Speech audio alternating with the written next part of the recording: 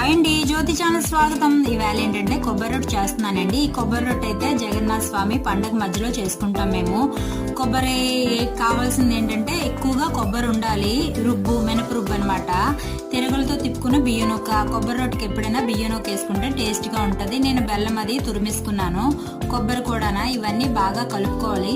శనగపప్పు కూడా ఒక అరగంట నానబెట్టుకుని అందులో కలుపుకుంటున్నానండి. కొంచెం సాల్ట్ వేసుకుంటే ఆ స్వీట్ అన్నది కొంచెం తెలుస్తుంది కదా. ఇవన్నీ బాగా కలిపేసుకొని ఒక అరగంట మూత పెట్టి పక్కన వదిలేయండి. నేను అట్టు వేసుకుంటున్నానండి. అట్టు ఏంటంటే అటు కొంచెం దలసరిగా మనం తిప్పే బట్టి చూసుకొని వేసుకోవాలి. కాకపోతే ముందు వాళ్ళైతే ఇది బొగ్గుల పొయ్యి మీదే వేసుకునేవారు. ఇప్పుడు బొగ్గులు పొయ్యి దొరుకుతుంది కానీ బొగ్గులు దొరకట్లేదు కదా. నేను ఏదోలాగా స్టవ్ మీద వేసుకున్నాను, సిమ్ లో పెట్టుకుని చాలా జాగ్రత్తగా తిప్పడానికి మాత్రం చాలా ఇబ్బంది అయిందండి. మొత్తానికి నా కొబ్బరి రొట్టె అయితే రెడీ అయిపోయింది.